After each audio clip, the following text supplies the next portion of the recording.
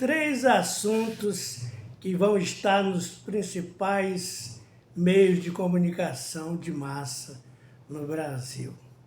Nas redações dos principais jornais, nas TVs, e nas redes sociais, então, nem se fala.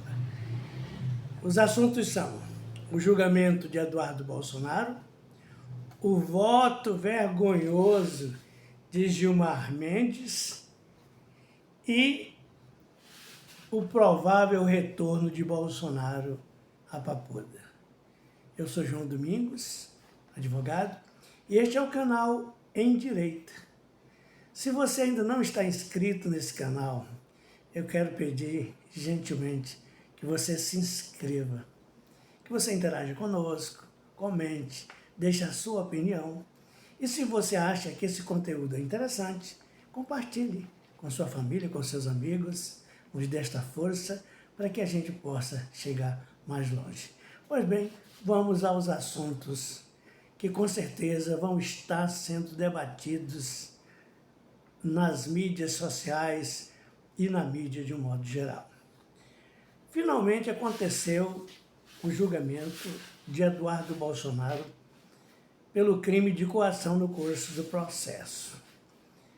A defesa, feita por defensor público, tentou adiar para haver mais tempo para a preparação da própria defesa, para cumprimentos de outras diligências, mas havia uma pressa, aquela pressa que é característica dos processos conduzidos pela primeira turma do STF, comandada por Alexandre de Moraes.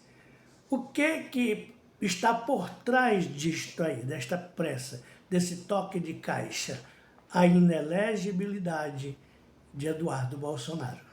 Porque ele perdeu o mandato, mas não havia perdido seus direitos políticos. Ele poderia concorrer na eleição de 2026, mas ele queria tirar do páreo mais um Bolsonaro. Tá certo? E conseguiu. Pois bem, o que mais eu destaco nesse julgamento? Foi atribuído a responsabilidade pela aplicação da Lei Magnitsky ao ministro Alexandre de Moraes por crimes que violaram direitos humanos.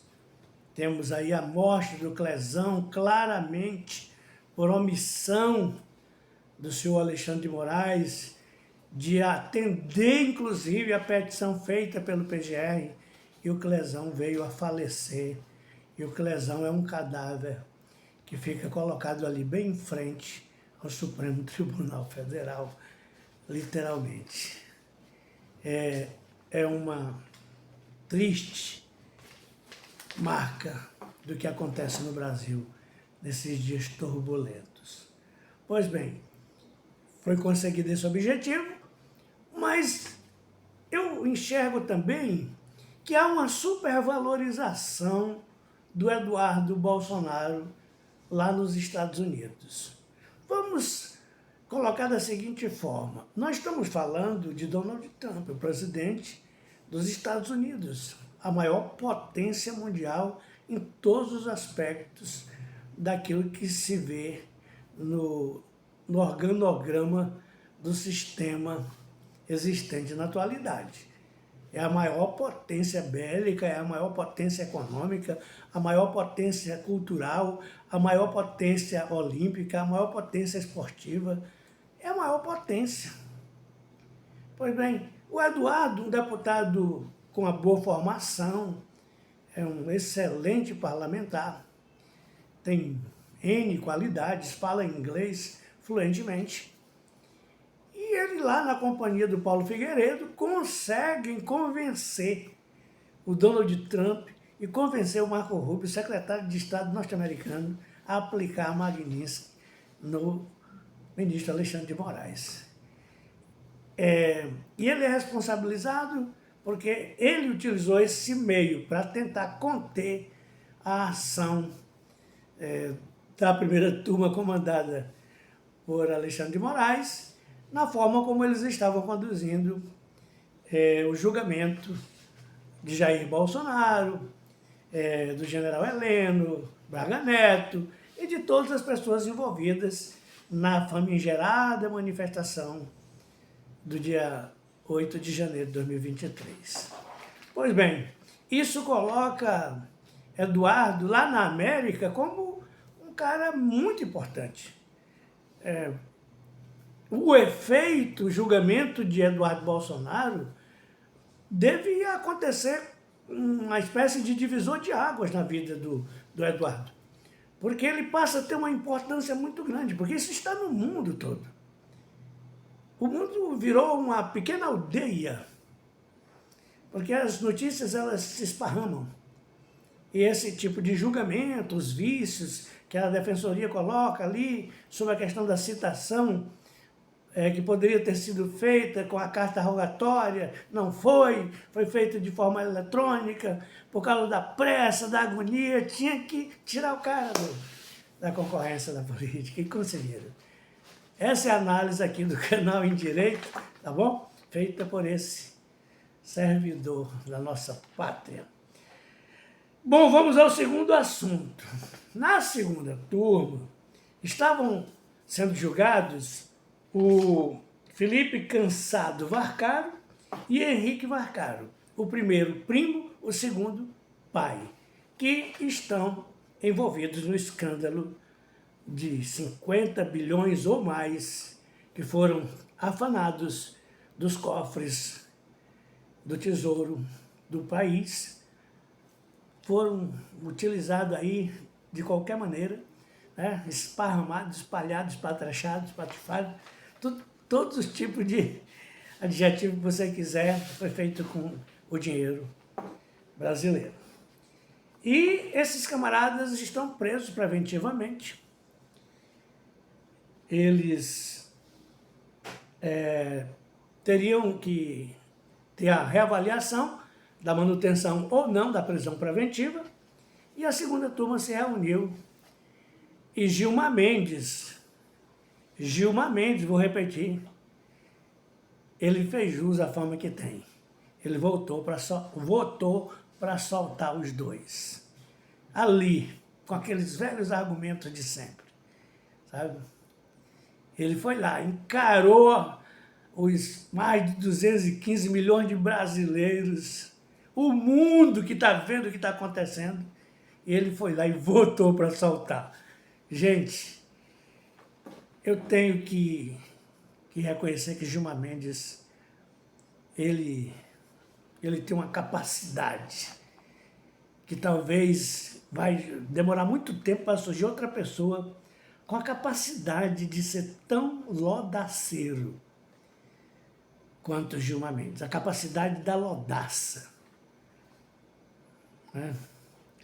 Pois bem, e o Felipe Cansado Varcaro e o Henrique Varcaro foram mantidos porque houve a maioria, voto de André Mendonça, que é o relator, Nunes Marques, e quem é a terceira pessoa lá da... é o nosso querido Fux, Luiz Fux. Os três votaram pela manutenção da prisão, que é o correto, tá certo? Eu escutei comentaristas de renome, André Marcília, Augusto Nunes, esse pessoal analisando essa questão desse voto do Gilmar Mendes, que a intenção era abrir. Aqui no Norte e no Nordeste também, existe um adágio que diz assim: a porteira por onde passa um boi, passa uma boiada. Começaria liberando o Felipe Varcaro, liberaria o Henrique Varcaro, e depois chegaria no Daniel Varcaro, e estaríamos com o problema resolvido. Mas, gente, o terceiro e último assunto, eu espero que você tenha aguentado para que eu possa falar sobre aquilo que está preocupando muita gente, que é o possível retorno de Bolsonaro à Papuda. Bolsonaro tem mais de 70 anos, tem várias comorbidades, já passou por mais de 9 cirurgias, toma remédios fortíssimos e precisa de acompanhamento o tempo todo, 24 horas. Ele tem que estar sendo acompanhado. Mas isso, a equipe médica que cuida dele sabe, a família sabe, uma parte da população brasileira sabe. Mas quem é que está sendo o juiz da execução? O mesmo que foi da investigação, o mesmo que foi do julgamento, o mesmo que foi da sentença e o mesmo que também é da execução. E se houvesse outra coisa, ele seria também. É ele aqui, é ele ali e é ele acolá. É ele onde precisar. Mas aí aparece 129 milhões bem na frente, né? Também. Além do Clesão, aparece também 129 milhões. Qual é a condição? Gente, comente, deixe a sua opinião aqui. Se você discorda de mim, você tem todo o direito de discordar. Nós ainda estamos numa democracia, ainda existe a liberdade de expressão, desde que não ofenda a dignidade, a honra de ninguém. Mas há condições de uma pessoa que está sob a suspeita desse envolvimento direto num dos maiores crimes financeiros da história do Brasil, ocupando uma posição de honra, de destaque, julgando outras pessoas, enquanto a sua história está suja, está manchada. Esse contrato, ele dorme e acorda com esse contrato. E o Brasil também. Aquelas pessoas que têm um pouquinho mais de entendimento do que está acontecendo, elas sabem que não tem condição. Pois é, ele deu 90 dias, isso não acontece quando a pessoa ela vai para o regime de prisão domiciliar por motivo de saúde. Quem vai designar o tempo que ela vai continuar ali é o parecer médico, é a junta médica, é o laudo médico. Mas espera lá, nesse caso aqui não. O executor também ocupa essa função. Ele deu 90 dias. Ou o Bolsonaro fica bom, ou o Bolsonaro volta doente para a cadeia. Tá certo? E aí, não é uma questão de estar mais grave ou menos grave. É a questão da idade, é a questão das comorbidades, é a questão da situação do próprio Bolsonaro, que precisa de assistência 24 horas. Então já fica aqui o nosso comentário de preocupação. Ele foi autorizado a ir para o regime de prisão domiciliar em 27 de março de 2026, 27 de abril fez um mês, 27 de maio fez 2 meses e 27 de junho, que se aproxima, fará 3 meses. Aí você vai contar, pode dar um pouco antes do dia 27, 90 dias, conforme prescreveu o juiz da execução, Alexandre de Moraes. É preocupante? Muito preocupante. Por causa da saúde do Bolsonaro? Sim, por causa da saúde do Bolsonaro. E a gente que conhece o que o Bolsonaro é e o que ele representa hoje para o Brasil, e ele está silenciado na condição em que se encontra, sem ter praticado o crime do qual foi acusado e pelo qual foi julgado e condenado. Ele sabe que não fez nada para estar preso. E a maioria do povo brasileiro também. Porque pelo menos 86% não acredita nessa tentativa de golpe que é defendida com unhas e dentes pela esquerda e pelo próprio Alexandre de Moraes. Me segue neste canal, porque nós poderemos estar juntos por bastante tempo. A gente se encontra no próximo vídeo. Até lá.